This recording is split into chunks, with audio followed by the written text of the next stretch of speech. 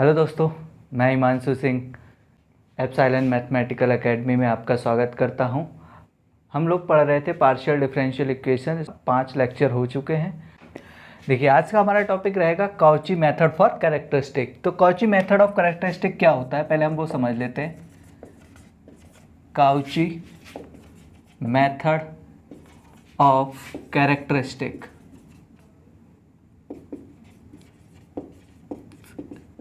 क्या होता है? हमारे पास एक पीडी गिवन होती है। कंसीडर अ पीडीई कैसी? P of x by Z small P plus Q x by Z small Q बराबर आर एक्स बाई जेड। यही हमारी क्या होती थी? लैग्रांजिस इक्वेशन। बस काउची में क्या काउची मेथड ऑफ कैरेक्टरिस्टिक में क्या है? क्या गिवन होगी? एक इनिशियल कंडीशन। इनिशियल कंडीशन क्या गिवन है? आपके पास मान लीजिए u हमारा इंडिपेंडेंट फंक्शन है, x0 y0 पे इसकी वैल्यू गिवन है हमें u0। जिस तरह से हम लैग्रांजिस इक्वेशन सॉल्व करते थे, कैसे लैग्रांजिस इक्वेशन जब हम सॉल्व करते थे तो हम लिखते थे dx upon P dy upon Q बराबर dz या du। यहाँ पे हम क्या फंक्शन ले रहे हैं? u, तो यहाँ पे du हो जाएगा, du अपॉन r। बिल्कुल सेम प्रोसेस इसका भी रहेगा। बस जब सॉल्यूशन आने के बाद जब हम इसमें जनरल सॉल्यूशन लिखते थे, इसका जनरल सॉल्यूशन क्या होता था? देन जनरल सॉल्यूशन, इसका जो हम जनरल सॉल्यूशन लिखते थे वो क्या था? फाई ऑफ c1 बराबर c2 या फाई ऑफ c2 बराबर c1, c1 कॉमा c2 बराबर 0। ये 3 सॉल्यूशन लिखते थे। अब भी हम सेम चीज़ लिखेंगे। पहले पूरी यह आपकी क्या दे रखी है? लैग्रांजिस इक्वेशंस को सॉल्व करेंगे, जनरल सॉल्यूशन निकालेंगे। बस जनरल सॉल्यूशन में जो हमें कंडीशन गिवन होगी हम वो पुट कर देंगे, तो वो हमारा मेथड क्या हो जाएगा? Cauchy method. तो इस पे बेस्ड कुछ एग्जांपल्स हम लोग डिस्कस करेंगे। तो पहला एग्जांपल आपका रहा, use Cauchy method of characteristics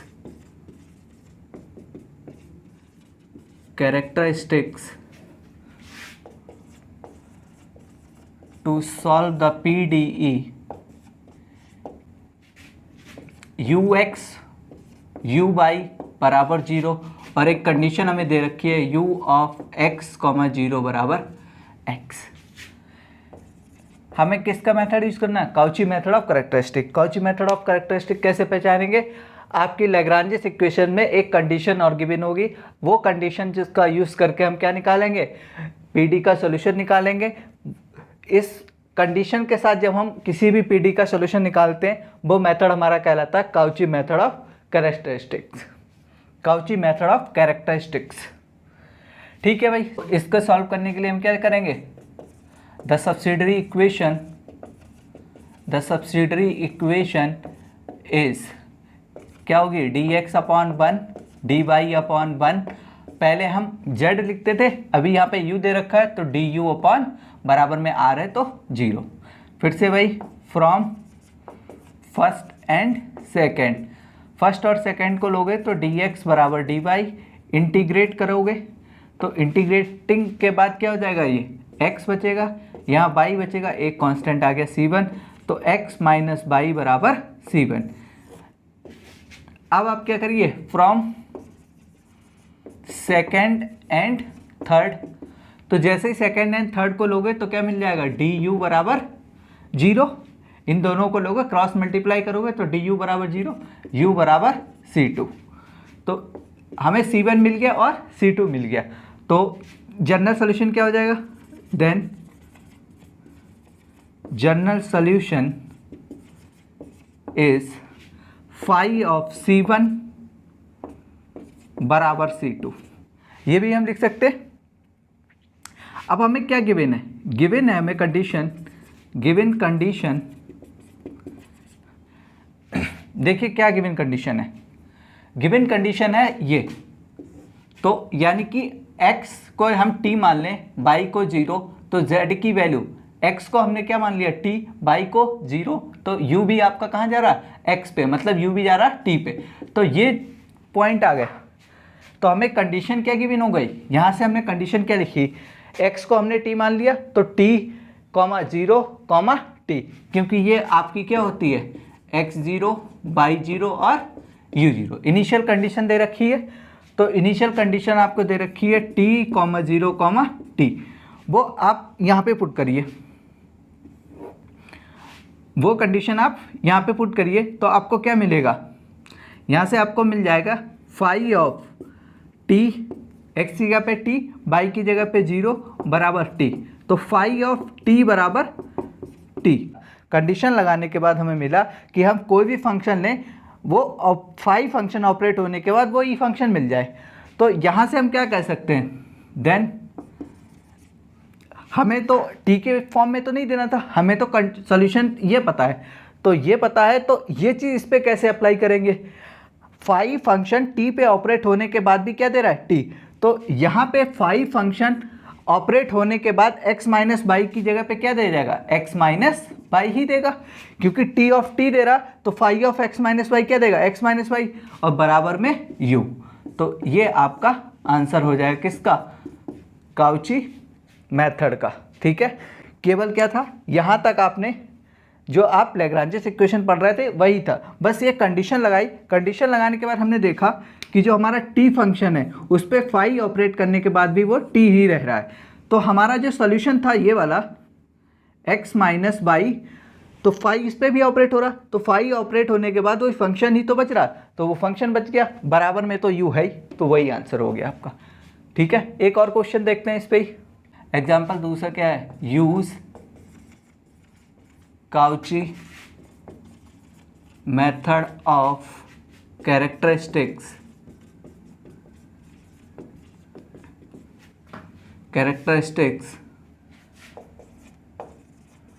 to solve the PD डेवर u over डेवर x डेवर u over डेवर पाई बराबर x प्लस वाई। एक आपको कंडीशन दे रखी है u ऑफ x, 0 बराबर 0। तो यहाँ पे हम सॉल्व करते हैं इसको। ठीक है, क्या भाई एक हमें जब कंडीशन दे रखी है, वैसे तो ये हम सॉल्व कर चुके हैं, ये हमारी लैग्रांजेस इक्वेशन होती है, लेकिन जब इस लैग्रांजेस इक्वेशन में आपको कोई कंडीशन गिवन हो तो वो कंडीशन जब गिवन है तब हम उसको बोलते हैं काउची प्रॉब्लम या काउची मेथड ऑफ कैरेक्टरिस्टिक से उसका सॉल्यूशन निकालते हैं।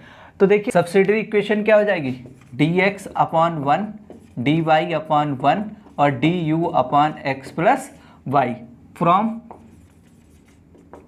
First and second. First and second से dx बराबर dy, यहाँ से मिलेगा x बराबर y, एक कांस्टेंट c1, तो x माइनस y बराबर c1। अब हम c2 की वैल्यू निकाल लेते हैं, तो फ्रॉम सेकेंड एंड थर्ड, तो सेकेंड तो आपका dy रहा, du। अब हमें पास क्या है x प्लस वाई, तो यहाँ से x की वैल्यू क्या निकालोगे, c1 plus Y plus Y, तो ये आ जाएगा आपका 2y प्लस c1 dy बराबर du। इंटीग्रेट कर लीजिए आप, इंटीग्रेट करेंगे तो यहाँ से मिलेगा y square plus c1 by बराबर u, और एक कांस्टेंट आ जाएगा c2, क्योंकि हमारा सोल्यूशन क्या होता है फाई ऑफ c1 बराबर c2, तो c1 जब c2 वाले फंक्शन में c1 नहीं होना चाहिए, तो इसकी वैल्यू निकाल देते हैं हम लोग c1 की। देखेंगे वाई स्क्वायर प्लस c1 की वैल्यू है x minus y into y plus into y बराबर u प्लस c2। यहाँ मल्टीप्लाई करोगे y square plus x y minus y square बराबर u plus c2, y square से y square cancel, यहाँ c2 की value आ जाएगी x by minus u, ये c2 की वैल्यू हो गई। तो जनरल सॉल्यूशन क्या हो जाएगा, देन जनरल सॉल्यूशन आपका जनरल सॉल्यूशन क्या हो जाएगा, फाई ऑफ c1 बराबर c2। ये हमारा क्या आ गया, फाई ऑफ c1 बराबर c2। हमारे पास गिवन कंडीशन क्या है, गिवन कंडीशन है देखिए यहाँ पे कंडीशन को हम एक बार फिर से लिखते हैं। कंडीशन क्या होती है, x0 y0 और u0। तो x0 की वैल्यू अगर हम t मान लें, x यहाँ पे t, तो y0 भी 0 और u0 भी 0। तो कंडीशन हमें गिवन है t0 0। यहाँ पे लगा दीजिए इसकी वैल्यू, तो फाई ऑफ t बराबर क्या बचेगा, y की वैल्यू 0 और u की वैल्यू 0। ये आ गया हमारा फाई ऑफ t बराबर 0। फाई ऑफ t बराबर 0 है, मतलब इसका क्या कहने का मतलब है कि कोई हमारा फंक्शन है t, उस पर हम फाई ऑपरेट कर रहे हैं तो वो 0 आ रहा है। हमारे क्वेश्चन में क्या है कि फाई ऑफ x, y बराबर ये x माइनस वाई यू।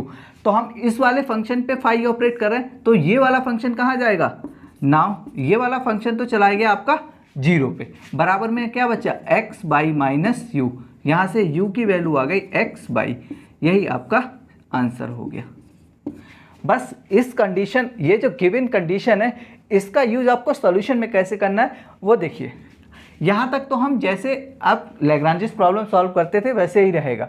बस अब हमें एक बार और समझते हैं। जैसे हमारे पास एक कंडीशन दी हुई है u ऑफ x, 0 बराबर 0। तो x को हमने t मान लिया, y की वैल्यू 0 और u की वैल्यू भी 0, वो हमने यहाँ पे अप्लाई कर दी। x माइनस 0 बराबर y की जगह 0, u की जगह 0, तो बराबर 0। तो फाई ऑफ t बराबर आ गया 0। फाई ऑफ t की मतलब क्या हो गया कि हम किसी भी फंक्शन पे फाई ऑपरेट करते हैं तो आंसर क्या मिलता है, 0। तो जब ये वाली कंडीशन ये कह रही है किसी भी फंक्शन पे हम ऑपरेट करेंगे फाई, तो वो क्या मिलेगा, 0। तो यही चीज़ यहाँ भी तो अप्लाई होगी ना। ये फाई ऑफ किस पे अप्लाई हो रहा है, x माइनस वाई पे। तो ये phi of x minus y की जगह क्या आ जाएगा, 0। तो वो हमने 0 लगा दिया। ये बराबर में तो कोई फ़र्क नहीं पड़ा। यहाँ से u की वैल्यू आ गई आपकी x बाई। तो ये आपका एक क्वेश्चन हो गया। एक क्वेश्चन हम लोग और डिस्कस करते हैं, किस पे, काउची मेथड पे। टू सॉल्व डेवर u ओवर डेवर x प्लस 2 डेवर u ओवर डेवर y इक्वल टू 0। और कंडीशन एक दे रखी है u of 0, y equal to 4 e की पावर माइनस 2y। ये कंडीशन दे रखी है। Then the value of u1, 1 is, first option दे रखा है 4e², ई ऑप्शन 4e की पावर माइनस 2। अब थर्ड ऑप्शन आपका दे रखा है 2e की पावर माइनस 4 और फोर्थ ऑप्शन दे रखा है 2e की पावर 4। ये हमें 4 ऑप्शन दे रखे हैं, ठीक है। तब हमें इसका आंसर बताना है। तो देखिए कैसे सॉल्व करेंगे। तो सब्सिडरी इक्वेशन क्या हो जाएगी इसकी, subsidiary equation is dx upon 1 dy upon 2 du upon 0। यहाँ से हम फिर वही from first and second, first and second को सॉल्व करोगे तो बनेगा 2dx बराबर dy। इंटीग्रेट करोगे इसको तो यहाँ से मिलेगा 2x बराबर y प्लस c1। यहाँ से मिलेगा 2x माइनस y बराबर c1। From second and third, तो जब सेकेंड और थर्ड लोगे तो इसकी क्रॉस मल्टीप्लाई इससे साथ कराओगे तो क्या बचेगा, du बराबर 0। इंटीग्रेट करोगे तो इंटीग्रेट के बाद u बराबर c2। देन जनरल सॉल्यूशन, यहाँ से आपको जनरल सॉल्यूशन मिला phi of c1 2x minus y बराबर c2 की वैल्यू है u। आपको ये मिला। अब आपको कंडीशन यूज़ करनी है, यूज़ इनिशियल कंडीशन। जब आप कंडीशन यूज़ करोगे, कंडीशन आपको देखिए क्या दे रखी है।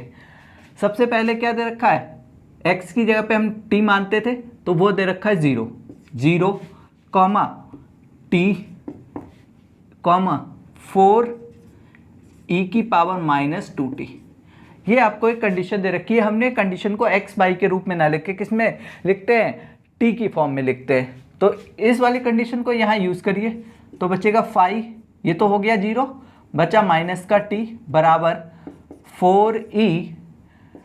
इसको हम ऐसे लिख सकते हैं माइनस 2t को, यानी कि जो भी फंक्शन है उस पर जब हम जो भी फंक्शन है वो क्या हो जाता, 4e की पावर 2 इंटू वो फंक्शन, ठीक है। तो ये वाली चीज़ यहाँ अप्लाई करेंगे।